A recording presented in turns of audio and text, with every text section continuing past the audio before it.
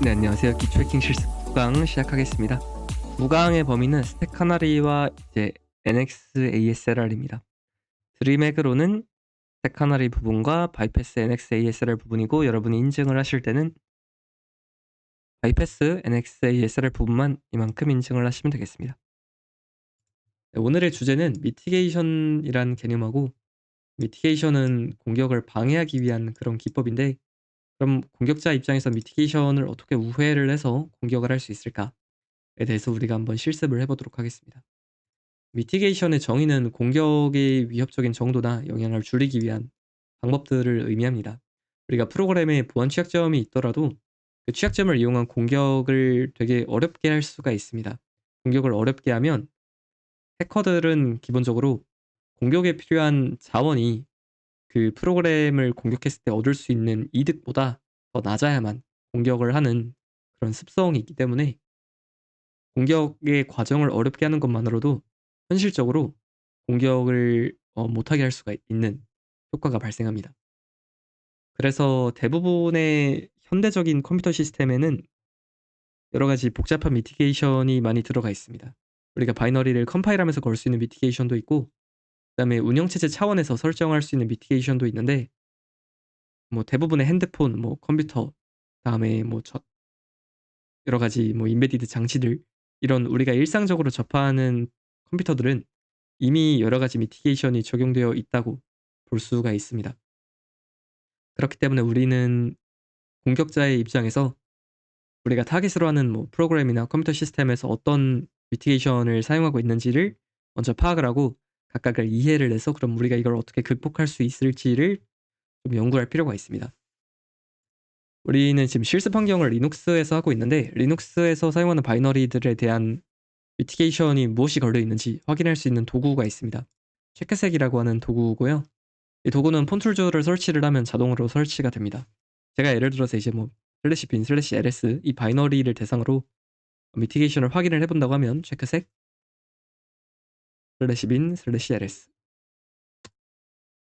하면 결과가 이렇게 나옵니다. 결과를 보면 초록색 텍스트가 많은데, 초록색이 많은 거는 우리한테는 되게 안 좋은 상황입니다. 초록색이 많다는 거는 여러 가지 미티게이션이 이제 튼튼하게 잘 걸려 있다는 얘기고, 이 미티게이션은 이제 보면 뭐 NX가 잘 적용되어 있다, PIE라는 미티게이션이 잘 적용되어 있다, 이런 의미입니다. 그러니까 초록색이 많으면 그만큼 미티게이션이 많으니까 일반적인 상황에서는 공격하는데 미티게이션이 없는 상황보다는 더욱더 난이도가 많이 높겠죠. 우리는 오늘 스택 카나리라는 미티게이션하고 NX라는 미티게이션, 그리고 여기 나와 있진 않지만 운영체제 차원에서 설정할 수 있는 ASLR이라는 미티게이션이 있습니다. 세 가지 미티게이션을 이해를 하고 우리가 그걸 어떻게 극복할 수 있는지를 실습을 할 예정입니다. 스택 카나리라는 미티게이션에 대해서 먼저 알아보겠습니다. 스택 카나리는 스택 프레임에 어떤 난수를 삽입을 해서 런타임에 여기서 버퍼 오버플로우가 났는지 나지 않았는지를 탐지하기 위한 보호 기법입니다. 우리가 스택에 만약에 이 카나리라는 것이 없다면 이런 식으로 버퍼 함수에서 버퍼 오버플로우가 발생했다고 했을 때 우리는 7강에 썼던 것처럼 버프의 주소에 쉘 코드를 이렇게 적재를 하고, 그 다음에 남는 곳은 다 A 같은 쓰레기 값으로 밀어버린 다음에 리턴 주소를 버프의 주소로 덮으면 우리는 리턴을 할 때 정상적인 주소가 아니라 버프의 주소로 리턴을 하게 되면서 쉘 코드가 실행이 될 것입니다. 근데 우리가 이렇게 리턴 주소를 덮기 위해서는 반드시 버퍼의 시작 주소부터 이렇게 선형으로, 즉 계속 덮어야 합니다. 그렇기 때문에 나온 아이디어가 이제 중간에 난수 같은 걸 하나를 삽입을 해놓고 리턴하기 전에 이 난수가 변했는지 변하지 않았는지를 확인을 하면 버퍼 오버플로우가 발생했는지를 탐지할 수 있다라는 것입니다. 만약에 이런 난수가 있다고 했을 때 우리가 리턴 주소를 덮기 위해서는 난수가 중간에 있기 때문에 어쩔 수 없이 이 부분도 덮어야 됩니다. 덮어야 되기 때문에 그럼 우리는 이제 리턴을 하기 전에 우리가 설정한 난수 값이 원래 값과 달라졌네를 보고, 이 프로그램은 그럼 공격받았다, 중단해야겠다 해서 프로그램을 중지시킬 수가 있게 됩니다. 이걸 우리가 그 바이너리 상으로 한번 보겠습니다. 지금 이 C 코드가 제가 실습을 위해 준비한 코드고, 여러분은 타이핑을 하시던지 아니면 제가 이제 그 노션에 올릴 테니까 복사 붙여넣기를 하시면 될 것 같고, 컴파일 하실 때는 반드시 위에 있는 옵션대로 컴파일을 해주시기 바랍니다. 네, 워닝은 무시를 하셔도 됩니다. 이 프로그램은 보면 7강 프로그램과 대단히 유사한데 인풋을 두 번 받는다는 점만 좀 차이가 있습니다. 그래서 버퍼가 지금 64바이트짜리가 있고 버퍼 주소를 미리 알려주고 있고 그 다음에 read라는 함수로 입력받는데 256바이트를 받으니까 버퍼 크기보다 지금 많이 큰 상황이죠. 스택 버퍼 오버플로우가 발생을 하고 있습니다. 입력을 근데 지금 한 번이 아니라 이제 두 번 받고 있다는 점이 또 차이가 있고요. 이 프로그램을 GDB를 이용해서 디스어셈블을 해보겠습니다. 메인 함수를 디스어셈블을 하게 되면 우리가 이전 프로그램에서는 보지 못했던 두 가지 코드가 추가가 됩니다. 먼저 첫 번째는 프로그램을 시작할 때 RBP-8에 이런 fs hex28이라는 곳에서 가져온 이 값을 대입합니다. 근데 RBP-X8이라고 하면은 스택 프레임 상에서는 이 위치거든요. 여기가 RBP니까 RBP-8은 여기죠. 위에가 낮은 주소, 밑에가 높은 주소입니다. 그러면 이 위치에 우리가 그럼 여기서 가져오는 값이 어떤 난수의 역할을 하겠구나라고 짐작을 할 수가 있습니다. 그럼 이 공간은 무엇이냐? 이 공간은 우리가 스레드라는 개념을 아시는 분은 좀 이해가 쉬우실 것 같은데 스레드라고 해서 이제 하나의 프로세스 안에서도 여러 가지 실행 흐름을 두고 동시적으로 실행할 수가 있습니다. 우리가 흔히 뭐 예를 들어서 압축 프로그램이 여러 개의 CPU를 사용한다라고 하면 뭐 멀티스레드를 지원한다 이런 식으로 이야기를 하잖아요. 여러 개의 CPU 코어를 사용하면 스레드와 뭐 프로세스의 개념을 엄밀하게 알아야 하는 것이 이 강의의 뭐 목적은 아니기 때문에 최대한 좀 직관적으로 이야기를 하면 그래서 하나의 각각의 이제 스레드에 대해서 그 스레드만 가질 수 있는 공간이 있습니다. 거기를 이제 뭐 스레드 로컬 스토리지라고 하는데 그냥 저는 이제 스레드별 공간이라고 이야기를 했고요. 그 공간에 난수가 보관이 되어 있어요. 스레드가 중요한 게 아니라 그 스레드별로 자기마다 갖고 있는 공간에 난수를 보관해 놓는다는 것이 중요한 겁니다. 그래서 여러분이 프로그램을 실제로 실행을 해보면 이제 뭐 run 해서 제가 그냥 멈췄는데 그 프로그램을 일단 일시 정지를 시키고 우리가 fs base라는 커맨드를 치면 그 스레드별로 공간을 어디를 쓰고 있는지를 알 수가 있어요. 지금 우리 같은 경우에는 여기를 쓰고 있다는 얘기가 나오고 여기를 우리가 한번 이 텔레스코프 커맨드로 메모리를 확인을 해보면 지금 아까 우리가 난수를 가져온 곳이 hex28 오프셋이었죠. 근데 hex28 오프셋에 이런 난수가 하나 있습니다. 보면 뭐 9AB7, 07AB7421, 9100 끝이 00으로 끝나고 있죠. 이런 난수가 있는데 이제 이 난수를 어디에다 쓰냐? 이 난수를 지금 스택 프레임에 가져왔으니까 여기 이렇게 대입이 되어 있겠죠. 그 상태에서 우리가 프로그램이 반환하기 직전에 요만큼 코드가 또 추가가 되었습니다. 이 코드는 뭐냐면 이 난수가 보관된 위치에서 값을 하나 가져와요. 그러니까 스택상에서 난수가 보관된 위치 여기가 지금 RBP-8이잖아요. 난수가 보관된 위치에서 그 난수 값을 가져와서 그게 그 원본 난수가 이 부분이죠. fs의 hex28만큼 오프셋에 있는 값. 이 난수랑 스택에 있는 난수랑 원본 난수랑 동일한지를 비교합니다. 비교를 해서 값이 서브니까 이제 subtract면 빼는 거죠. 빼서 0인지 비교하는 거니까 실질적으로 둘이 동등한지 비교를 하는 겁니다. 값이 같으면 235로 빠집니다. 235는 leave return이니까 정상적인 반환이죠. 같지 않으면 stack check fail이라는 함수를 호출을 하는데 이 함수 같은 경우에는 프로그램을 그냥 터뜨려 버립니다. 프로그램을 강제로 종료를 시켜요. 그래서 우리가 이 부분을 한번 여기다 중단점을 걸고 실행을 해보겠습니다. 뭐 지금은 프로그램을 터뜨릴 이유가 없기 때문에 그냥 뭐 아무거나 입력을 할 거고요. 이렇게 했을 때 이 RBP-8에 있는 값을 보면 네, X로 봐야겠네요. 네, 이렇게 난수가 있습니다. 난수가 있는데 우리가 알고 있는 난수와 동일한지 다시 한번 보도록 하죠. 이 주소가 이제 원본 난수들이 보관이 되어 있는 공간이었죠. 열어보면 네, 39로 시작하는 난수가 스택에도 동일하게 있는 것을 확인할 수가 있습니다. 이 난수와 스택에 있는 난수와 이 원본 보관 공간에 있는 이 난수가 지금 같기 때문에 이 프로그램은 정상적으로 종료를 할 것이고 만약에 우리가 이 프로그램을 한번 뭉개기 위해서 엄청나게 많은 A를 한번 넣어 보겠습니다.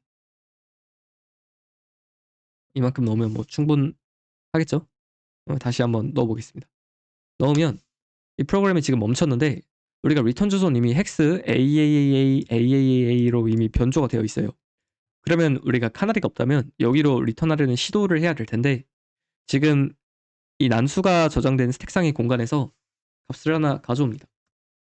가져오면 우리는 이곳을 지금 원본 값이 아니라 A들로 덮었기 때문에 달라졌죠? 이렇게 달라졌죠, 지금? 그러면 원본 난수와 이 값이 같지가 않기 때문에 이 프로그램이 리브 리턴을 하지 못하고 스택 체크 페일이라는 함수를 호출을 하게 되면서 이 프로그램이 어떻게 되냐면 중단됩니다. 여기 스택 스매싱 디텍티드라는 오류 메시지를 띄우면서 뭐 어볼트 시그널을 보내요. 그러니까 프로그램이 그냥 강제 중지됩니다. 네, 그래서 이런 미티게이션을 우리가 우회하기 위해서는 저 카나리 값을 유출을 할 수가 있어야 됩니다. 이게 일반적인 이제 공격 방법이고요. 카나리 값은 어떻게 유출할 수가 있냐면 반드시 유출할 수 있다는 것은 아니고 카나리 값을 유출하기 위한 다른 취약점이 존재를 해야겠죠. 이 랜덤한 값이 원본이 보관되는 이 FS 베이스에 보관되어 있는 이 난수 값을 유출을 하거나 여기서 유출이라는 것은 원래 메모리에 있고 우리한테 보여서는 안 되는 값을 우리가 어떻게든 끄집어내서 눈으로 확인한다는 것을 우리가 유출한다고 합니다. 참고로 이 카나리 값은 함수마다 다르진 않는데 실행할 때마다 값이 바뀌어요. 그래서 아까는 뭐 3구로 시작했는데 벌써 값이 지금 바뀌었죠. 다시 실행하니까 이 값을 유출하거나 또는 이거보다 더 쉬운 방법이 만약에 이제 스택에 어떤 여러 가지 메모리 값들을 유출할 수 있는 취약점이 있다면 RBP-8에서 우리가 직접 갖고 오는 방법도 있습니다. 그래서 그거를 연습을 한번 해볼 건데 이 프로그램 같은 경우에는 지금 인풋을 이렇게 받아요. 인풋을 받고 내가 어떤 인풋을 했는지를 %s로 출력을 해줍니다. 그런데 여기 카나리가 있겠죠. 우리가 만약에 버퍼 공간을 전부 A로 덮어요. A로 이렇게 제가 덮어보겠습니다. A로 덮고 덮었어요. 이러고 출력을 하면 버프가 출력을 할 때는 %s에 의해서 출력이 되고 %s는 문자를 끝날 때까지 이제 출력을 하기 때문에 문자를 시작은 여기죠.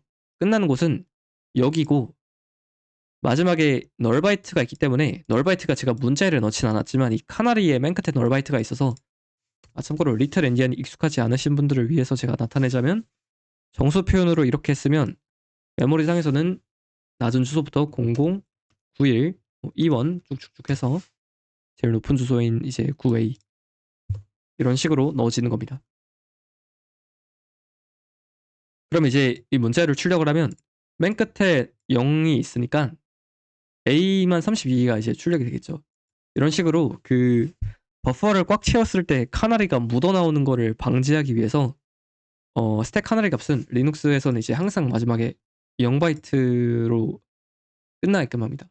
그러니까 끝난다는 게 정수 표현상에서 끝난다는 거고 메모리상에서는 이제 0으로 시작하는 거죠. 00 모시기 하고 시작을 하니까 이것을 왼쪽부터 쭉 읽으려고 할 때는 여기 이제 AAA를 쭉 읽다 보니까 A들이 이제 마치 카나리의 맨 첫 번째 바이트로 인해서 여기서 끝나는 것처럼 이제 출력이 되는 거죠. 근데 만약에 우리가 여기도 A로 덮으면 여기가 6일이 되겠죠. 왜 덮을 수 있냐면 우리는 스택 버프 오플로우에 의해서 가능합니다. 여기가 6일이 되면 문자열이 지금 안 끝나죠. 왜냐하면 A32개 한 다음에 A 91 E1 74 AB 07 B7 9A 이렇게 문자열이 안 끝납니다. 안 끝나기 때문에 우리가 이렇게 덮으면 A가 49개가 출력이 될 거고 49개 이 시나리오에서는 지금 33개죠. A 32개랑 이제 여기 A 하나 더해서 33개가 출력이 되고 그 다음에 91 E1 74 AB 07 B7 9A가 연달아서 출력이 될 겁니다. 연달아서 출력이 된다는 얘기는 지금 우리는 카나리 값의 상위 7바이트를 알아낸 거죠. 그리고 우리는 카나리 값의 하위 1바이트가 항상 00이라는 걸 알고 있습니다. 그러면 우리가 이렇게 출력한 값을 조합하면 원본 카나리를 복원할 수가 있겠죠. 그럼 우리는 이 다음에 익스플로잇을 할 때 여기 버퍼에 쉘 코드를 이렇게 넣어놓고 뭐 남은 곳은 A로 뭉개고 카나리 값을 우리가 이렇게 R라는 값으로 덮으면 다시 이 리턴 주소를 변조했을 때 이 프로그램은 난수 값이 그대로라고 생각을 할 것이고 우리가 변조한 리턴 어드레스로 친절하게 리턴을 해줄 겁니다. 이런 식으로 카나리 값을 유출을 할 수 있으면 스택 오버플로우 취약점을 존재를 할 때 그 스택에서 카나리의 위치만 우리가 유출한 원본 카나리 값으로 잘 덮어서 공격을 할 수가 있습니다. 그래서 제가 이거를 테스트하는 이제 솔버 코드를 이렇게 작성을 해봤고요. 이 부분은 뭐 내용이 그렇게 어렵지 않기 때문에 그냥 넘어가도록 하겠습니다. 그러니까 이제 자세한 설명 없이 간단히 훑고만 가겠습니다. 이 프로그램 같은 경우에는 지금 버퍼가 64바이트 크기예요. 그리고 프로그램을 이제 디서셈블을 해보면 지금 리드 함수의 두 번째 인자가 버퍼죠. 리드 함수의 두 번째 인자는 RDI가 첫 번째 인자, RSI가 두 번째 인자고 RAX에서 온데 RAX가 RBP-hex50에서 오니까 RBP와 hex50만큼 떨어져 있습니다. 그리고 지금 그러니까 여기가 지금 64로 바뀌었으니까 여기가 RPP-hex50이라는 거죠. 그리고 카나리 위치가 우리가 아까 어셈블리에서 확인했다시피 RPP-hex8이기 때문에 요 사이 간격은 그러니까 요만큼의 간격은 hex50에서 hex8을 뺀 hex48이 되겠죠. 그런데 우리가 처음에 이 프로그램을 카나리를 릭하고자 할 때는 마지막 1바이트까지 덮어야 우리가 카나리의 나머지 상위 7바이트를 읽을 수가 있으니까 A를 요만큼 간격을 채우기 위한 헥스 48개에다가 하나를 더 얹어줍니다. 그래서 A를 헥스 49개를 입력하면 이 프로그램이 A 헥스 49개를 출력을 하면서 카나리를 묻혀서 주겠죠. 그럼 우린 이제 그것을 받아서 맨 앞에 널바이트를 하나를 집어넣어서 언팩을 한 다음에 카나리 값은 이것입니다 라고 이야기를 할 수가 있는 겁니다. 그럼 우리가 두 번째 단계에서 버퍼 오버플로우를 이용할 때 이제 우리는 카나리 값을 알고 있기 때문에 이번에는 헥스 48개를 다시 집어넣고 우리가 알아낸 카나리 값을 채우고 여기 그 쓰레기 값으로 뭐 덮고 그 다음에 여기를 우리가 이제 뭐 버퍼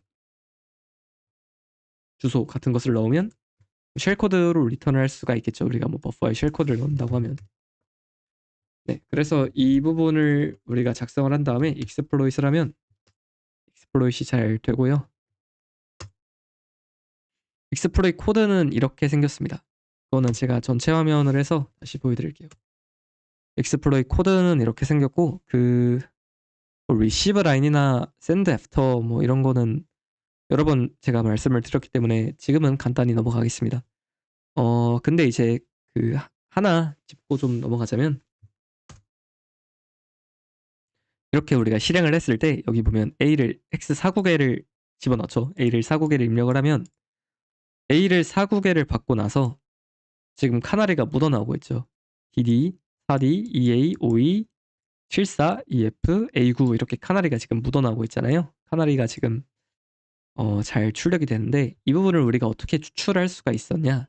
먼저 우리가 삽입한 입력은 A 헥스 49개고 이 프로그램도 우리가 입력한 A 헥스 49개를 다시 출력을 해줄 것이기 때문에 A 헥스 49개가 받아칠 때까지 기다립니다. receive until로. 그 다음에 출력하는 7바이트는 카나리의 상위 7바이트죠. 그래서 그 다음에 출력하는 상위 7바이트를 알다 receive 7로 받고 그 다음에 아까 그 리틀 엔디안 예제에서처럼 이것을 메모리 상에서 나타내면 낮은 주소부터 0091 21 74 AB 07 B79A 이렇게 역순이 될 텐데 우리는 지금 7바이트를 받으면 이만큼을 받은 거잖아요. 이만큼을 받은 거기 때문에 이제 이만큼을 받은 거죠. 실제로 표기는 뭐 이렇게 돼야 됩니다. 그냥 편의상 띄어쓰기로 한 거고 요 앞에 헥스 00을 붙여줘야 우리가 이제 비로소 이게 이만큼이 8바이트가 돼서 하나, 둘, 셋, 넷, 다섯, 여섯, 일곱, 여덟이 돼서 언팩을 할 수가 있어요. 언팩은 어떻게? 앞에서부터 다시 9A, B7, 07, AB, 74, 21, 91, 00이 되겠죠. 그래서 앞에 헥스 널 00을 붙여주는 겁니다. 이렇게 우리가 카나리가 존재를 할 때 익스플로잇을 어떻게 할 수 있는지를 살펴봤고요. 그 다음으로는 다른 이제 미티게이션을 좀 알아보고 미티게이션을 어떻게 익스플로잇을 할 수 있는지도 한번 살펴보겠습니다. ASLR이라는 미티게이션이 있습니다. ASLR이라는 미티게이션은 아까 우리가 체크색으로 했을 때 안 나왔어요. 체크색 뭐 얘로 한번 해볼까요? 메인 했을 때 이 바이너리 같은 경우에는 뭐가 되게 좀 약해 보이죠? 그 초록불이 하나밖에 없습니다. 카나리밖에 없다는 얘기죠. 그런데 이 여기 있는 이 미티게이션들의 목록을 보면 ASLR이 없습니다. ASLR이 없다는 얘기는 ASLR은 바이너리 차원에서 걸리는 미티게이션이 아니란 얘기예요. 바이너리 차원에서 걸리지 않으면 운영체제 전반에 걸린다는 이야기겠죠. 그래서 운영체제에서 이런 파일이 하나 있습니다. 이 파일을 우리가 뭐 캣으로 확인을 하면 복사가 잘못됐죠 지금? 2라는 게 출력이 되는데 2라는 것은 ASLR이 아주 잘 적용이 되어 있다는 얘기예요. 자 그럼 ASLR이란 무엇이냐? ASLR은 프로그램을 실행을 할 때마다 아주 예전에는 아주 옛날 컴퓨터들은 프로그램을 실행할 때마다 그 함수의 지역 변수 주소 이게 항상 동일했어요. 왜 항상 동일했냐면 우리가 프로그램도 항상 정해진 주소에 로드를 하고 그 다음에 뭐 스택도 항상 정해진 주소에서 시작을 했습니다. 그러니까 우리가 뭐 원격지에 있는 어떤 프로그램을 익스플로잇을 해야 돼. 그러면 그 프로그램과 똑같은 프로그램을 내 컴퓨터에서 돌린 다음에 내 컴퓨터에서 그 지역 변수의 주소를 보면 원격지에서도 그 주소가 동일했어요. 근데 이게 아주 그러면 그 원격지에 있는 프로그램의 모든 메모리 레이아웃을 로컬에서 알아낼 수 있다는 되게 말도 안 되는 가정이 나오기 때문에 ASLR이라는 랜덤화 방식이 도입이 됐습니다. 그래서 우리가 방금 이 값을 봤더니 2가 나왔는데 2라는 건 뭐냐면 스택의 주소, 라이브러리의 주소, 힙의 주소가 프로그램을 실행할 때마다 계속 바뀐다는 얘기예요. 이거를 한번 확인을 제가 해보겠습니다. ASLR에 대한 확인은 GDB를 이용해서 우리가 할 건데 GDB로 프로그램을 실행하면 기본적으로는 운영체제에 ASLR이 적용이 되어 있어도 ASLR을 임의로 적용하지 않고 로딩을 하는 동작이 있습니다. 그래서 우리가 ASLR on이라는 커맨드를 폰디버거에서 실행을 하고 나면 ASLR이 이제 반영이 되게 되는데 이 상태에서 우리가 런을 하게 되면 이제 vm 커맨드로 메모리 레이아웃을 봤을 때 스택의 주소가 지금 뭐 여기 보면 뭐 10F로 끝나고 그다음에 여기 뭐 라이브러리 주소는 뭐 787 그다음에 뭐 힙을 지금 이 프로그램은 쓰고 있지 않아서 이제 힙은 뭐 없다고 간주를 하면 이렇게 되는데 이거를 우리가 run 커맨드로 다시 실행을 하면 아까는 메모리가 지금 라이브러리가 787이고 스택이 10F였는데 라이브러리가 뭐 AB5고 스택이 592 이렇게 지금 주소가 전혀 바뀌었습니다. 이런 식으로 그 스택과 라이브러리가 로드되는 주소가 달라집니다. 그 얘기는 무슨 뜻이냐면 뭐 우리는 지금까지는 이런 프로그램을 익스플로이트하는 실습을 할 때 뭐 이런 식으로 버프의 주소를 줬습니다. 버프의 주소를 줬는데 실제로 자기의 어떤 변수 주소나 이런 거를 알려주는 프로그램 같은 것은 있을 리가 없잖아요. 그러니까 이런 걸 여러분이 스스로 알아내셔야 한다는 의미입니다. 즉 내가 어떤 필요로 하는 메모리 주소가 있을 때 이게 ASLR에 영향을 받는 스택이나 힙이나 라이브러리의 위치에 있다면 그 주소를 이번 런타임에 내가 지금 어디에 랜덤화가 걸려 있는지를 알아내야 된다는 의미죠. 랜덤화가 돼서 주소가 무엇이 됐는지를 메모리에서 끄집어낼 수 있어야 합니다. 즉 메모리 유출이 필요해졌다는 의미죠. 네, 그리고 NX비트라는 미티게이션이 있습니다. NX비트는 코드 영역이 아닌 공간에서 코드 실행을 불가능하게 하는 미티게이션이고요. 이것은 구현이 이제 특정 메모리에서 쓰기와 실행을 동시에 할 수 없도록 하고 있습니다. 우리가 실습을 위해서 사용한 프로그램 같은 경우에는 체크색으로 다시 확인을 해보면 NX비트가 설정이 되어 있지 않기 때문에 런을 한 다음에 메모리 레이아웃을 보면 지금 스택에 write와 x가 실행인데 이 write와 실행이 다 가능합니다. 그런데 일반적으로 우리가 데이터를 보관하는 곳에 코드를 적재한 다음에 그 코드를 실행한다는 것이 상식적으로는 말이 되지 않는 상황이거든요. 왜냐하면 그렇게 되면 메모리를 쓸 수 있는 공간에 코드를 얹어서 실행을 한다는 거는 누구나 그 메모리를 이제 편집해서, 즉 코드를 편집해서 악성 코드로 이제 코드를 바꿔치기 할 수가 있다는 뜻이기 때문에 일반적으로 쓰기와 실행이 같은 메모리 공간에서 동시에 되는 것은 말이 되지 않습니다. 그래서 NX비트라는 보호 기법은 그러한 이제 메모리 영역에서의 쓰기와 실행이 동시에 불가능하도록 하는 것을 강제하는 그런 역할을 하고, 그래서 우리가 일반적인 프로그램 같은 경우에는 지금 이거는 제가 아직 소스 코드를 보지 않은 그 두 번째 실습 프로그램인데 이 친구는 지금 NX가 걸려 있죠. 그래서 얘를 실행을 하게 되면 일반적으로는 이런 식으로 코드 같은 경우에는 여기 빨간색이 코드거든요. 코드는 읽기와 실행만 가능하고 쓰기가 비어 있습니다. 가운데 write가 없죠 지금. 그리고 이제 쓰기가 가능한 데이터, 여기 보라색이 데이터인데 데이터 같은 경우에는 읽기와 쓰기는 가능한데 실행 X 빨간색이 없습니다. 스택도 마찬가지로 스택도 결국에는 데이터가 보관되는 공간이니까 읽기와 쓰기는 가능한데 실행 권한이 빠져 있죠. 자, 이러면 우리가 어떤 것을 못하냐면 지금까지는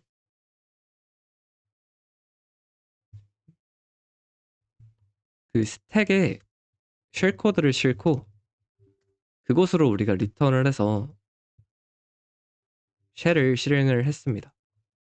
우리 익스플로이 코드를 보면 이 쉘 코드가 지금 우리는 스택에 싣고 있죠. 스택에 쉘 코드를 실은 다음에 그 쉘 코드로 리턴을 해서 리턴 주소를 쉘 코드의 주소인 버퍼 주소를 덮어서 버퍼에 있는 쉘 코드를 실행을 하고 있는데 NX비트 기법이 도입이 되게 되면 이러한 일을 더 이상 못하게 됩니다. 왜냐하면 쉘 코드가 위치한 곳은 스택인데 우리가 스택으로 리턴하는 순간에 스택은 코드가 있어야 될 것이 아닌데 하면서 NX 보호 기법에 의해서 세그멘테이션 폴트가 발생을 하게 되기 때문이죠.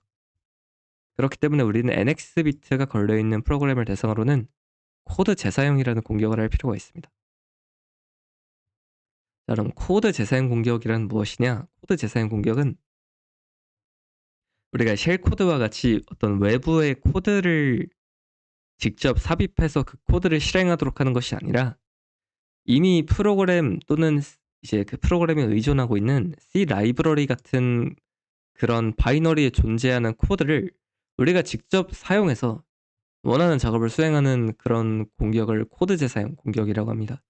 그리고 이 코드 재사용 공격의 아주 대표적인 예시로는 우리가 리턴 오리엔티드 프로그래밍이라고 부르는 기법이 있고 오늘 이 ROP를 실습을 해볼 겁니다. 우리가 원하는 작업을 수행한다고 하면 무엇을 의미하냐면 예를 들어서 우리가 C 라이브러리에는 시스템 함수나 EXECV 이 시스템 콜을 랩핑해 놓은 함수죠. 이런 함수들이 존재합니다. 그래서 제가 이런 코드를 실행할 수 있으면 쉘을 실행하는 것과 다를 게 없습니다. 쉘 코드를 실행하지 않고도 그 프로그램이 시스템 빈쉘이나 EXECV 빈쉘 널널을 호출을 하게 만든다면 그 프로그램 안에서 익스플로잇을 할 수가 있는 것이죠. 그런데 그 프로그램이 이런 함수를 사용하고 있지 않아도 그 프로그램에서 이런 임의의 우리가 원하는 함수를 원하는 인자로 호출하는 것이 가능하냐? 가능합니다. 그 리턴 주소를 우리가 변조할 수 있는 경우에 몇 가지 방법을 사용해서 우리가 프로그램에 있지도 않은 어떤 함수 호출이나 이런 것을 하도록 할 수가 있습니다. 그래서 우리는 이러한 기법을 프로그램이 리턴할 때 우리가 원하는 행위를 하도록 한다고 해서 마치 리턴할 때 프로그래밍을 하는 것 같다. 우리가 원하는 작업을 프로그래밍 시켜가지고 공격하는 것 같다라고 해서 리턴 오리엔티드 프로그래밍이라고 이야기를 합니다. 네, 이 정확히 왜 리턴인지는 조금 이따 다시 자세히 설명을 할 건데 지금은 일단 이 정도로 이해해 두셔도 괜찮을 것 같고요. 그래서 그럼 우리가 이 시스템 빈쉘이라는 함수를 호출하기 위해서는 세 가지를 알아야 됩니다. 첫 번째로 시스템 함수의 주소를 알아야 하고요. 두 번째로 빈쉘 원자열의 주소를 알아야 되고 세 번째로 이 호출을 어떻게 할 것인지에 대해서 알아야 됩니다. 물론 우리가 리턴 주소를 변조를 할 수 있다고 가정을 하겠습니다. 자, 그럼 두 번째 실습을 위해서 프로그램을 작성을 할 건데 프로그램은 네, 이 프로그램을 사용을 하겠습니다. 이 프로그램도 여러분이 동일하게 작성을 하셔서 가장 맨 윗줄에 있는 컴파일 옵션으로 컴파일을 해 주시면 되고, 네, 러닝이 또 뜨지만 무시를 하셔도 괜찮습니다. 이 프로그램도 체크색을 이용해서 보호 기법을 확인을 하면, 렐로는 오늘 배우는 내용이 아니니깐 렐로랑 PI를 넘어가면 이 프로그램 같은 경우에는 지금 NX가 걸려 있고 카나리가 모두 걸려 있습니다. 그리고 뭐 이 프로그램에서 버퍼의 주소 이런 것도 알려주지를 않으니까 ASLR이 적용되어 있고 그걸 우회하는 상황하고 동일합니다. 이 프로그램의 소스 코드를 보면 그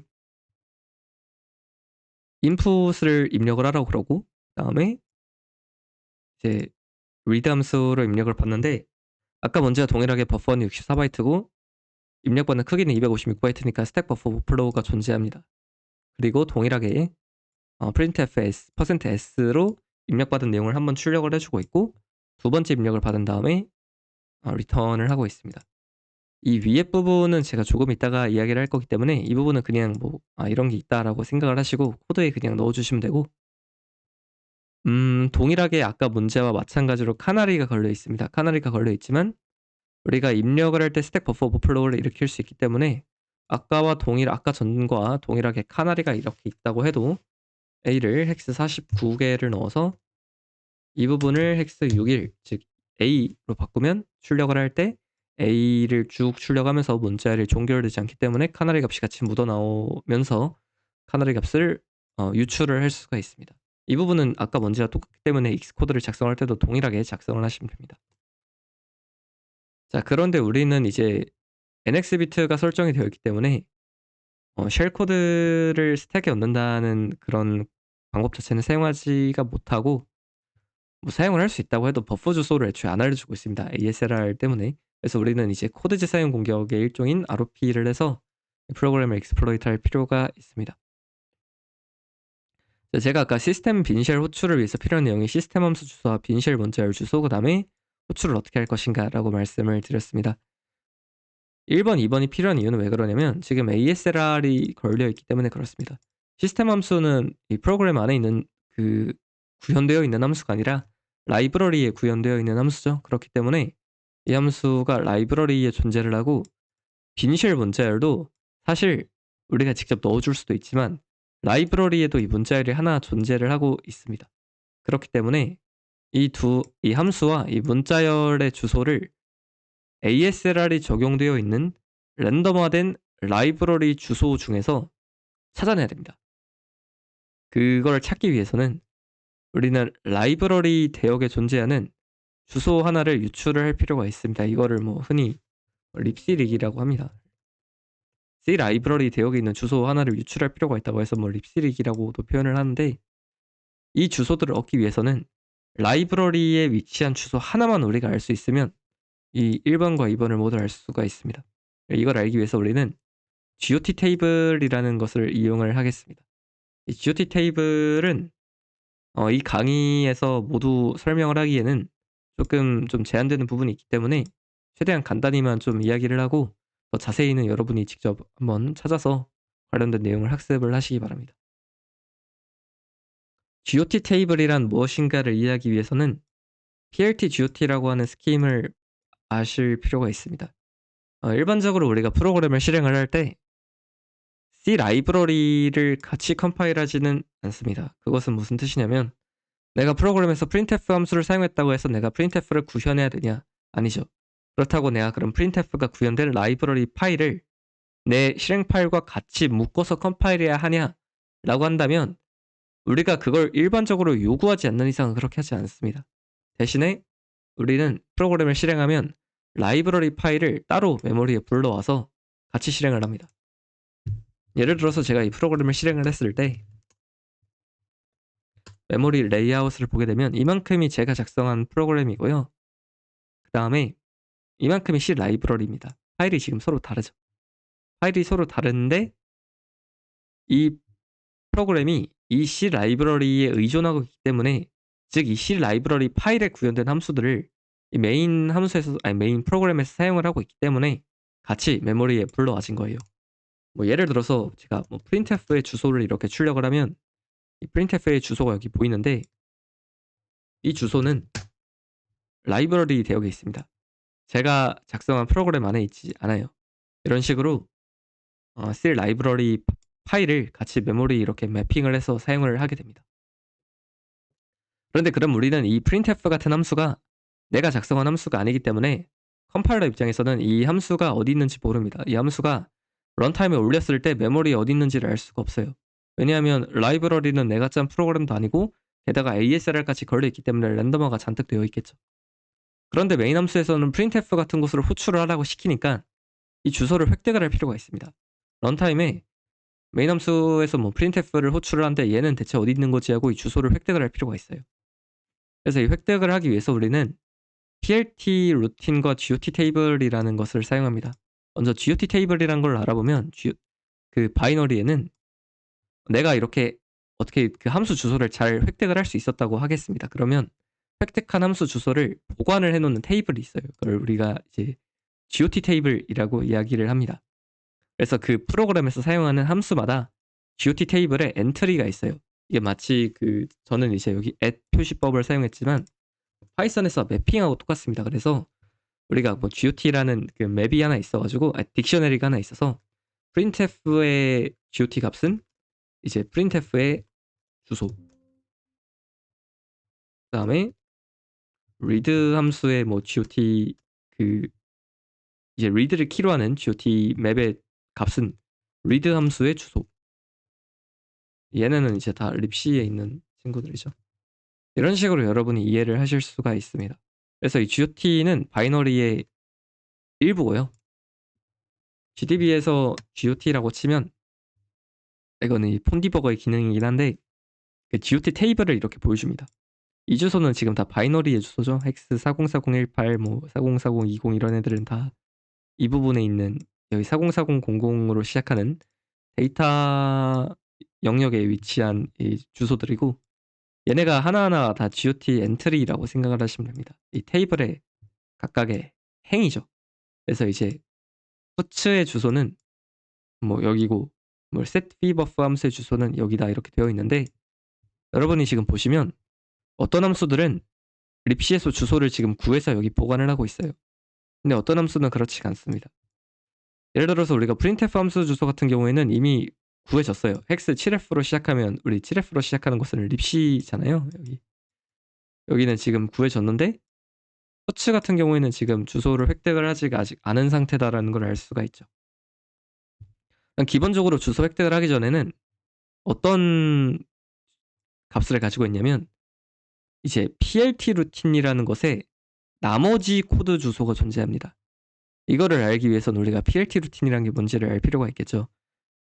got는 획득한 함수 주소를 보관하는 테이블이었다면 plt 루틴은 그 함수 주소를 획득하기 위한 루틴이라고 생각을 하시면 됩니다. 그래서 이 바이너리는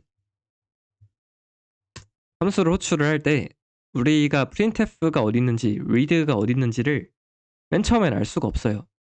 컴파일러 입장에서 컴파일러 할 때 알 수가 없기 때문에 이 각 함수마다 plt라는 루틴을 하나씩 만들어 놨습니다. 그래서 우리는 printf 대신에 printf plt를 호출을 하고 뭐 read 대신에 read plt를 호출을 합니다. 바이너리 안에서는. 그러면 이 plt 루틴은 첫 번째 줄이 자신의 got 엔트리에 보관된 주소로 점프하는 거예요. 그러면 만약에 우리가 got의 주소가 libc 주소로 획득이 되어서 지금 보관되어 있는 상태라면 여기서 바로 libc로 뛸 겁니다. 예를 들어서 지금 이런 그림이죠. 그 printf got에 libc 주소가 들어있으면 이 코드는 점프 printf의 실제 주소랑 동일하죠.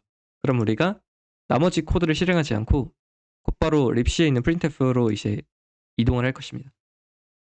그런데 아직 주소를 획득하지 못한 경우는 got 엔트리는 그 plt 주소의 나머지 부분, 여기가 나머지거든요.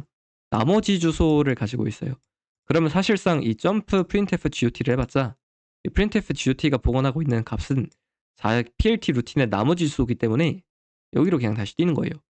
점프를 해봤자 의미가 없이 실제로 점프를 하긴 하는데 바로 밑에 줄로 내려가는 거죠. 그럼 이 나머지 코드는 라이브러리에서 함수의 주소를 획득하는 루틴이 있습니다. 그 뭐 리졸버 루틴이라고 하는데 그 루틴을 실행을 하고 그렇게 주소를 획득을 하면 자신의 GOT 테이블을 갱신을 합니다.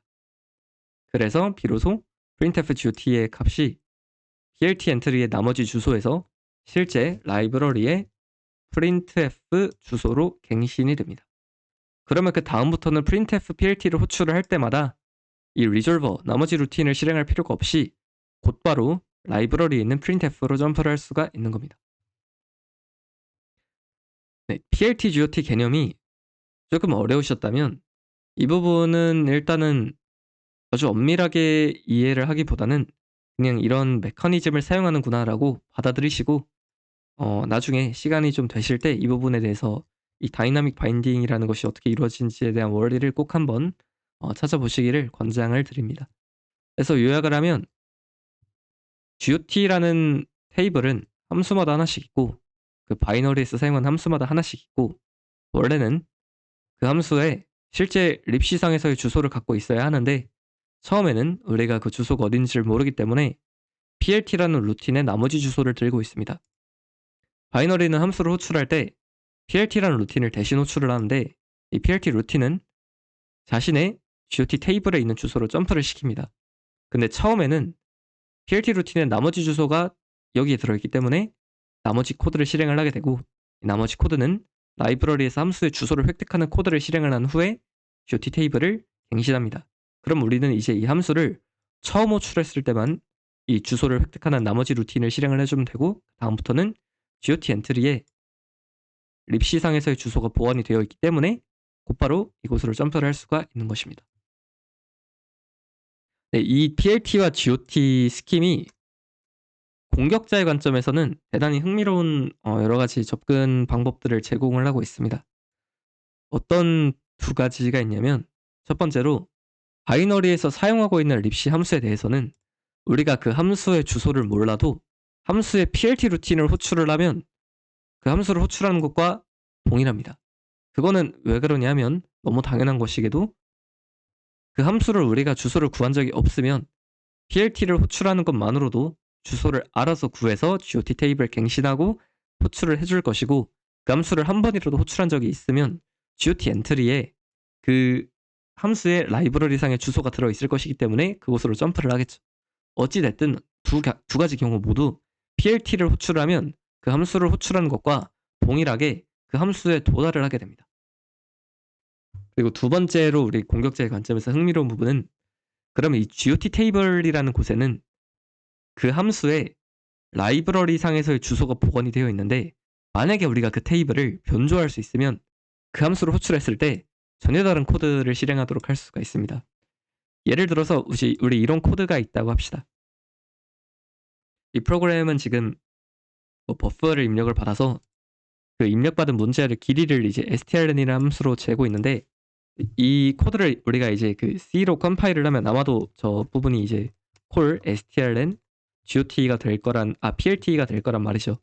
그리고 strlen PLT는 첫 번째 코드에서 점프 strlen GOT 이런 식으로 이제 점프를 할 겁니다. 근데 만약에 우리가 이 strlen GOT에 있는 이 주소를 뭐 원래는 strlen PLT의 나머지 코드나 또는 실제 strlen 함수의 주소가 들어있겠죠.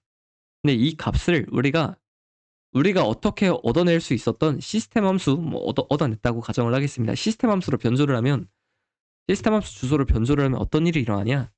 strlen 함수를 호출했을 때 strlen 함수가 아니라 시스템 함수가 호출이 되기 때문에 내가 여기에 빈쉘을 입력하고 strlen 함수를 호출하면 strlen 빈쉘이 아니라 시스템 빈쉘이 실행이 돼서 쉘이 실행이 됩니다.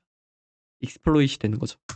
이런 식의 공격을 우리는 이제 GOT 테이블을 변조하는 기법이라고 해서 GOT 오버라이트라고도 이제 합니다. 오늘 실습할 내용은 아니긴 한데 이 GOT 테이블을 변조할 수가 있다면 변조를 이제 했을 때 이런 식으로 상당히 편리하게 또 되게 파괴적으로 우리가 프로그램의 실행 흐름을 뒤바꿀 수가 있습니다. 네, 그래서 우리가 PLT와 GOT 스킴을 이제 이해를 했기 때문에 립시 주소를 유출할 수가 있습니다. 어떻게 유출할 거냐면 이 프로그램은 지금 puts라는 함수를 쓰고 있습니다.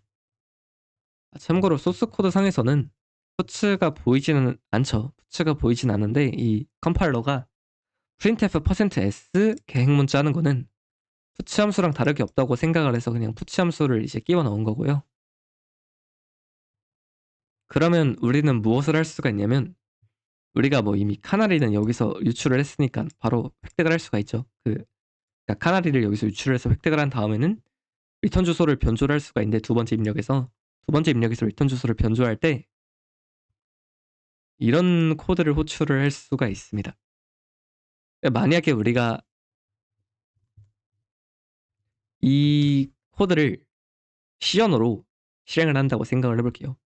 이 코드를 시연어로 실행을 하면 어떤 일이 일어나냐면 puts GOT는 지금 함수가 리턴할 때는 당연히 puts 함수를 한 번이라도 호출한 상태일 테니까 puts GOT에는 puts 함수의 실제 주소가 있을 겁니다.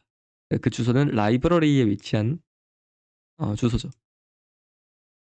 그런데 그거를 puts라는 함수 출력 함수로 출력을 하고 있기 때문에 라이브러리 대역에 위치한 puts 함수의 주소가 출력이 됩니다. 그리고 이런 코드는 우리가 puts 함수의 주소를 알지 못해도 아까 PLT GOT 할 때 우리가 살펴봤던 것처럼 함수의 PLT 루틴을 호출을 해도 동일하게 우리가 달성을 할 수가 있습니다. 그러면 우리가 라이브러리가 이렇게 있으면 제가 지금 뭐 이렇게만 그려놨지만 라이브러리에는 함수가 여러 가지가 있습니다. puts 말고도 뭐 시스템 이런 함수도 있을 거예요. 시스템 함수도 있을 것이고 어딘가에 빈쉘이라는 문자열도 있습니다. 놀랍게도 있습니다. 빈쉘이라는 문자열이 어딘가에 있겠죠. 네. 빈쉘이라는 문자열이 있는데 여기가 이제 제가 빈쉘 주소라고 할게요. 그냥. 우리가 ASLR에 의해서 이 라이브러리가 어디에 올라갈지는 몰라요. 모르기 때문에 라이브러리가 올라가는 첫 번째 주소를 일단 가장 낮은 주소를 우리가 libc 베이스 주소라고 하겠습니다. 베이스 주소라는 건 이제 뭐 기점이 되는 주소란 뜻이죠. 우리가 GDB 상에서 VM맵을 이렇게 했을 때 요만큼이 라이브러리 덩어리가 올라간 거거든요. 지금 libc라고 써있는 이 부분이 다 이 덩어리가 이렇게 올라간 건데 그럼 여기서 가장 낮은 주소가 libc가 시작하는 주소잖아요. 이 부분을 우리가 이제 베이스 주소라고 하는 겁니다. libc 베이스 주소. 그러면 우리는 이제 이 함수들이 ASLR로 인해서 런타임에 어디에 올라가 있는지는 알 수가 없지만 만약에 우리가 이런 식으로 puts 함수를 출력을 하잖아요. 그러면 보세요. 이 puts 함수의 주소와 지금 이 네모 박스가 라이브러리 파일이고 이게 libc.so.6라는 파일이고 이 파일은 메모리에 통째로 올라갑니다. 통째로 올라가는데 그게 정확히 어디에 올라가는지는 모를 뿐이에요. 근데 만약에 우리가 이 주소를 획득을 하면 여기가 어딘지 알 수 있어요. 왜냐하면 그 파일에서 puts 함수가 어디 위치하는지를 알면 그 오프셋 여기서 여기까지의 간격을 알면 런타임에 libc 베이스 주소를 구할 수가 있죠. 그러면 런타임에 여기 주소를 구할 수 있으면 런타임에 여기 주소도 구할 수가 있죠. 그리고 여기 주소도 구할 수가 있습니다. 즉 제가 아까 말씀드렸던 그 런타임에 libc 주소를 하나라도 유출할 수 있으면 나머지를 전부 알 수 있다는 게 이렇게 라이브러리 파일이 통째로 하나가 그대로 올라가기 때문에 가능한 일이에요. 그래서 우리는 puts 함수에 puts GOT를 인자로 출력을 하면 라이브러리 주소를 획득을 할 수가 있습니다. 라이브러리 주소 획득은 어떻게 하느냐? 이 프로그램은 리턴 주소를 지금 버퍼 쓸 수 있는 스택 버퍼 오버플로우 취약점이 존재를 하는데 여기 지금 그 함수의 스택 프레임이 이렇게 된다고 한번 생각을 해보겠습니다. 원래 카나리 값은 뭐 이미 유출해서 잘 덮었다고 생각을 해볼게요. 그래서 리턴 주소를 곧바로 덮을 수가 있는 상황입니다. 여기서 이 프로그램에 우리는 이제 가젯이라는 개념을 사용을 할 건데 만약에 이 프로그램에 popRDI랑 return이라는 어셈블리가 있다고 가정을 할게요. 이런 가정이 작은 프로그램엔 잘 먹히지 않을 수가 있는데 어느 정도 큰 프로그램이면 이런 식으로 내가 원하는 어셈블리가 있을 가능성이 좀 어느 정도 이상으로 높습니다. 만약에 이런 어셈블리가 있다고 우리가 가정을 하면 이 어셈블리의 주소가 hex4011ba라고 하겠습니다. 그러면 우리가 메인 함수의 리턴 주소를 얘로 덮는다고 한번 해볼게요. 메인 함수의 리턴 주소가 여기죠. 여기를 우리 여기까지는 다 A 카나리 A로 다 덮고 얘로 덮었어요. 그리고 그 뒤에 puts dot를 적어줍니다. 그럼 어떤 일이 발생하냐면 내가 puts dot를 적어주고 그 밑에 puts plt를 적어줘요. 그럼 이제 어떤 일이 발생하냐면 우리가 리턴을 했을 때 여기로 뛰겠죠. 그러면 리턴 했으니까 스택 포인터는 지금 여기로 올 거예요. 스택 포인터가 여기로 왔습니다. 이 상태에서 pop RDI를 하니까 스택 포인터가 가리키는 요 값을 RDI로 빼겠죠. 그러면 RDI는 puts GOT의 주소가 되는 거예요. 원래 지금 puts GOT 주소, puts PLT 주소, 메인 함수 주소 이거를 리턴 주소만 얘로 덮은 게 아니라 요 뒤에 얘로 덮고 얘로 덮고 얘로 덮은 겁니다. 지금 리턴 주소를 넘어선 메모리 공간도 지금 다 덮어버린 거예요. 이렇게. 그리고 지금 리턴을 했을 때 스택 포인터가 여기 와 있다는 의미입니다. 그러면 pop RDI를 했을 때 RDI의 값이 puts GOT의 주소가 되죠. 그 상태에서 리턴을 할 겁니다. pop을 했으니까 pop RDI를 했으니까 스택 포인터가 여기 있던 게 이제 여기로 왔죠. 한 칸 올라왔죠. pop을 했으니까. 이 상태에서 pop RDI 실행했으니까 리턴을 실행을 하면 puts PLT로 리턴을 하겠죠. puts PLT로 리턴을 하는데 지금 RDI 레지스터의 값이 puts GOT의 주소다. 이거는 곧 puts PLT를 이제 실행하는 것과 동일한데 인자를 puts GOT를 줘서 하는 것과 똑같습니다. 그러면 우리가 puts 함수의 주소가 출력되는 것을 볼 수가 있겠죠. 그 상태에서 puts 함수를 실행하고 난 다음에 이제 여기서 return을 했으니까 스택 포인터가 여기 와 있을 겁니다. puts PLT를 호출하고 난 다음에 스택 포인터가 여기 와 있겠죠. 이 상태에서 이제 return을 해야 될 텐데 return을 할 때 메인 함수의 주소를 여기 적어주면 다시 메인으로 돌아갈 겁니다. 메인으로 다시 돌아가면 우리는 뭘 할 수 있냐면 puts 함수의 주소를 알고 있는 상태로 이 모든 걸 처음부터 한번 다시 할 수 있어요. 처음부터 다시 한다는 얘기는 우리는 그럼 이제 시스템 함수의 주소를 알게 됐죠. 왜냐하면 우리는 puts 함수의 주소를 알고 있으니까. 이니셜 원자료 주소도 알고 있어요. 왜냐하면 우리는 puts 함수의 주소를 알고 있으니까. 호출을 어떻게 할 건지는 알고 있어요. 왜냐하면 리턴을 할 때 pop RDI 리턴을 한 다음에 그 밑에다가 어떤 값을 넣고 그 밑에다가 내가 호출할 어떤 함수 주소를 넣으면 RDI 레지스터를 세팅을 한 상태에서 호출할 수 있구나를 우리가 알아버렸거든요. 이런 식으로 이런 pop RDI 리턴 이런 어셈블리가 프로그램에 있으면 이 코드를 재사용하는 것만으로 우리가 원하는 함수에 원하는 첫 번째 인자를 가지고 실행할 수가 있습니다. 만약에 내가 원하는 함수가 인자를 2개 받는다고 할게요. 그러면 뭐가 있어야 될까요? pop RDI, pop RSI, return 있으면 가능합니다. 그리고 이 사이에 뭐가 있어도 사실 크게 그러니까 이 실행 흐름을 방해하는 코드가 아니면 문제가 없어요. 예를 들어서 뭐 코드가 만약에 우리가 pop RDI, pop RSI, return은 없는데 pop RDI, pop 뭐 R11, pop RSI return이 있다고 하면 페이로드를 쓸 때 이것의 주소를 적어주고 첫 번째 인자 RDI에 의해서 그러니까 RDI로 가겠죠. 얘는 pop RDI 하면 그 다음에 얘는 쓰레기값 R11로 가겠죠. 두 번째 인자 얘가 RSI로 가겠죠. 그 다음에 호출할 주소 뭐 그러면 얘가 이제 호출이 되겠죠. 근데 RDI와 RSI가 설정된 상태로 이런 식으로 이런 코드가 있으면 인자를 2개까지 설정을 하고도 호출할 수가 있습니다. 이렇게 우리가 원하는 코드를 실행을 함에 있어서 그 인자 설정이나 뭐 그런 것들을 해주기 위해서 그 바이너리나 이제 라이브러리에 있는 이런 어셈블리 코드 조각들을 재사용하는 경우가 되게 많습니다. 그렇게 재사용하기 위한 그런 조그만 코드 이제 조각을 우리는 이제 좀 어려운 말로 가젯이라고 합니다.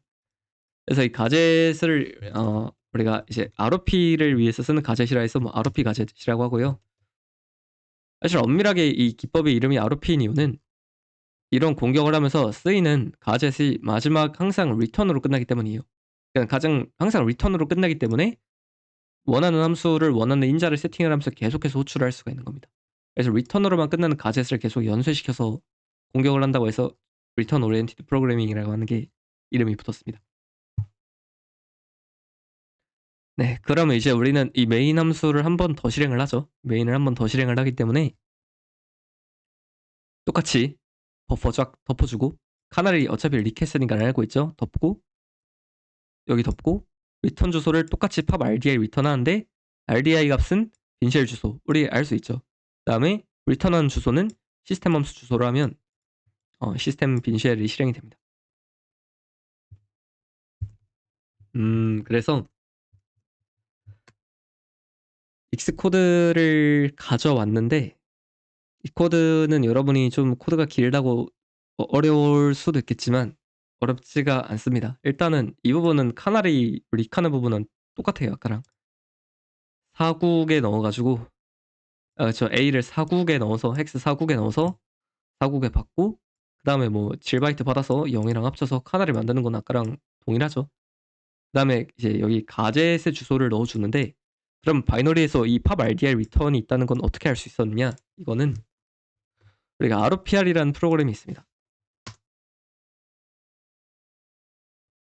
ROPR이라는 프로그램을 이용하면 사용할 수가 있어요. 근데 이 ROPR을 쓰기 위해서는 러스트라고 하는 그 랭귀지의 패키지 매니저가 필요합니다. 그래서 뭐 해보실 분들은 해보시고 ROPR이 있으면 좋습니다. 근데 없으신 분들도 아마 ROP 가젯이라는 프로그램이 컨트롤즈를 깔면 기본으로 깔리는 걸로 알고 있어요. 그래서 대시 바이너리는 한 다음에 메인 하면 이런 식으로 ROP 가젯이라는 프로그램이 ROP를 쓰기 위해서 쓸만한 가젯들을 이렇게 추천을 해줍니다. 그래서 여기 보면 pop RDI return이라는 가젯이 4011BA라는 주소에 이렇게 있는 걸 알 수가 있죠.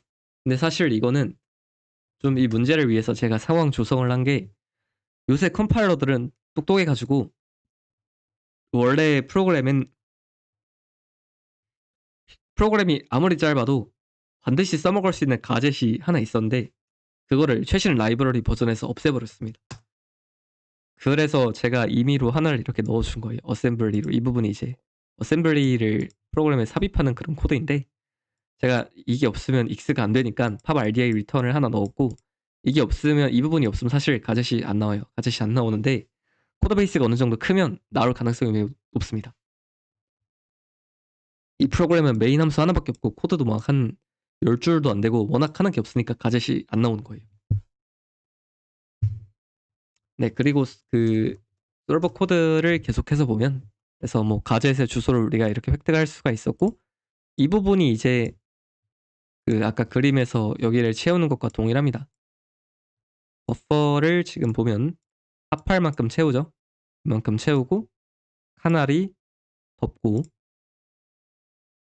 saved 베이스 포인터 주소를 A 8개로 덮고 그 다음에 여기서부터 이제 가젯 이만큼이 가젯 그 다음에 puts GOT 주소, puts PLT 주소, 메인 순서죠.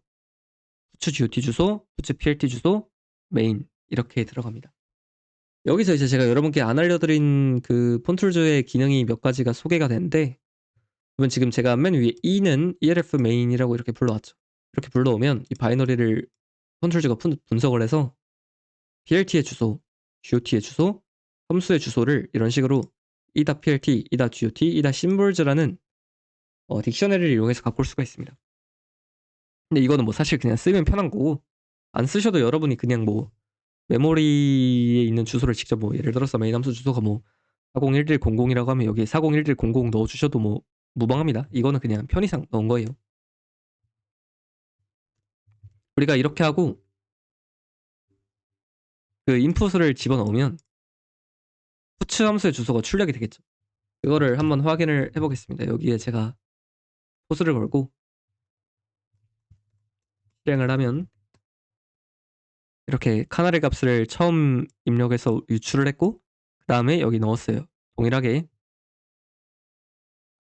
이만큼이 카나리고 지금 제가 이만큼은 A를 48개 넣고 카나리 넣고 RBP 넣고 여기가 리턴 주소인데 여기를 지금 가젯으로 덮은 거죠. 가젯 메인 함수의 GOT 메인 함수의 PLT 메인으로 덮은 건데 지금 메인으로 덮었더니 얘는 지금 실행이 좀 잘못된 것 같은데 네. 지금 이 프로그램은 더 이상 출력할 게 없거든요. 출력할 게 없는데 메인이 리턴을 하면서 뭐 요런 게 출력이 됐습니다. 요만큼이 출력이 됐어요. 왜 출력이 됐을까요? 왜 출력이 됐냐면 이게 실행됐기 때문이죠. 이게 실행되면서 puts 함수의 주소인 요만큼이 출력이 된 건데 거꾸로 읽어야 되는 거 아시죠? 그래서 이게 그 메모리 순서로 이렇게 되는 거고 실제로는 헥스 7F 8A 9A 77DE 50에 해당합니다. 그래서 그 주소로부터 우리는 그 라이브러리 파일도 이렇게 ELF로 땡겨와서 라이브러리 함수에서 라이브러리 파일에서 푸추 주소가 어디에 위치하는지를 오프셋을 동일하게 메인 함수 주소 찾은 것처럼 찾을 수가 있어요. 그러면 그 푸츠 함수의 간격을 빼주면 립시의 베이스 주소가 나옵니다. 우리가 출력된 거는 이제 얘고 이만큼이 얘와의 간격에 해당하는 거죠. 그래서 뺄셈을 해주면 립시 베이스 주소가 나옵니다. 그래서 이제 2라운드에도 동일하게 2라운드를 하면은 메인 함수에 다시 돌아왔을 때도 동일하게 그 A로 덮고 카나를 채우고 RBP 덮고 그 다음에 원래는 이제 제가 이 부분에서 여기가 없어요. 사실 여기가 우리가 배운 것만 가지고 보면 여기가 없어야 됩니다. 가젯 넣고 이 그림이랑 똑같은 그림이죠 지금. 가젯 넣고 빈쉘 주소 넣고 시스템 함수 주소를 넣은 건데 이 시스템 함수 주소랑 빈쉘 문제열 주소 찾은 거는 뭐 이렇게 돼 있는데 그냥 어떻게 이해하시면 되냐면 립시 베이스 주소 구했으니까 거기서 시스템 함수 오프셋 더하면 시스템 함수 주소가 되는 거고 얘는 그 파일에서 문제열을 찾는 기능이 있어요. 이렇게 하면 찾아서 그 오프셋이 나오거든요. 더한 거예요. 근데 우리가 이렇게 실행을 하면 어떤 문제가 발생을 하냐면 제가 디버거를 켜고 실행을 해볼게요. 그러면 제가 지금 이 리턴에다가 걸었는데 이건 첫 번째 리턴이죠. 그러니까 이제 뭐 pop_rdl 리턴 puts 하면서 이제 puts 함수가 호출되는 거 보이시죠? 두 번째 리턴입니다. 두 번째 리턴에서는 이 시스템으로 가죠. 시스템으로 가고 pop_rdl 리턴으로 인해서 지금 RDL 레지스터도 빈쉘로 설정이 잘 된 상태라서 시스템 빈쉘이 호출이 될 것 같은데 컨티뉴를 해보면 중간에 죽습니다. 왜 죽냐면 시스템 함수의 어셈블리 구현 안에 이 move aps xml 모드라는 어셈블리가 있어요. 근데 이 어셈블리가 뭘 요구를 하냐면 이 어셈블리는 한 번에 값을 16바이트씩 옮기는 어셈블리거든요. 그래서 그 내부적으로 이 아래 스택 포인터, 그러니까 이 데스티네이션의 주소가 16의 배수가 돼야 될 것을 요구를 합니다. 근데 얘는 보면 지금 끝이 8로 끝나니까 16의 배수가 아니라 8의 배수죠. 얘가 16의 배수가 되려면 이 끝이 0으로 끝나야 되거든요. 그래서 우리는 뭘 하냐면 리턴을 한번 시켜줘요. 여기서 이게 아니라 이만큼은 이제 우리가 뭐 이렇게 그림을 그리는 게 조금 번거롭긴 한데 어떻게 반영이 됐는지를 보여드리기 위해서 뭐 그려봤습니다. 여기를 hex 4011bb를 넣어줍니다. 왜 그러냐면 보시면 그 팝 RDI의 그 어 인스트럭션 크기가 1 바이트예요. 그래서 여기다 1을 더하면 이제 리턴의 주소가 되거든요. 그러면 어떤 일이 일어나냐면 리턴을 할 때 지금 RSP는 8의 배수죠. 8의 배수인데 8로 끝나는데 여기서 리턴을 하게 되면 팝 RDI 리턴을 하기 전에 리턴을 먼저 하는 겁니다. 리턴하는 것만으로는 뭐 레지스터의 값이나 이런 게 특별히 변하진 않는데 대신에 리턴을 한다는 얘기는 RSP가 여기 있던 게 일로 한 번 더 올라간다는 얘기죠.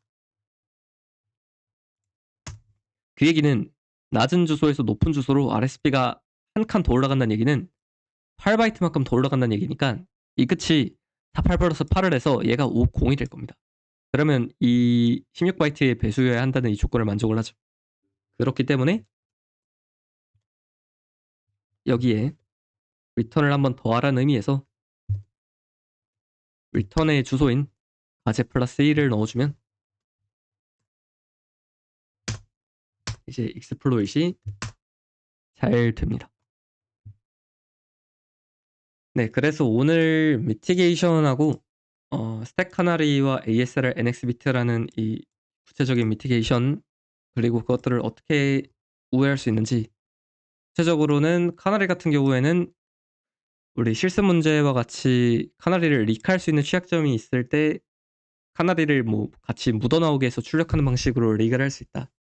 그리고 NX와 ASLR은 코드 재사용 공격을 할 필요가 있고 그거를 하기 위해서 우리가 ROP를 어떻게 할 수 있는지를 제가 소개를 드렸습니다. 오늘 내용이 좀 많고 생소해서 어려웠을 수가 있습니다. 이제 그런 경우에는 사실 이 내용을 1시간 안에 설명하기에는 조금 무리가 있는 것은 사실인데 대신에 드림에게 더 자세하게 설명이 나와 있습니다. 그래서 이 부분을 학습을 하시고 대신에 여러분이 지금 이 내용을 모두 숙지를 하시면 어떤 추가적인 공부를 하실 필요가 없이 여기 있는 문제를 전부 푸실 수가 있습니다. 그래서 문제를 꼭 한번 풀어보시고 드림에게 이런 그 문제들 난이도가 제가 오늘 설명드린 내용하고 크게 차이가 나지가 않습니다. 그래서 오늘 내용을 어느 정도 이해하실 수가 있으면 전부 해결을 하실 수가 있습니다. 그래서 오늘 내용은 이것으로 마치고 시스템 해킹 주차도 이번 8주차가 마감입니다. 그래서 이제 9주차와 10주차에는 10주차, 11주차인가요? 그때는 이제 우리가 웹 해킹에 대해서 한번 알아보도록 하겠습니다. 네, 그럼 이상으로 그 시스템 해킹 오늘이 몇 주차인지 헷갈리는데 몇 강이죠? 네, 9강이네요. 9강을 마치도록 하겠습니다. 여러분 모두 고생 많으셨습니다. 감사합니다.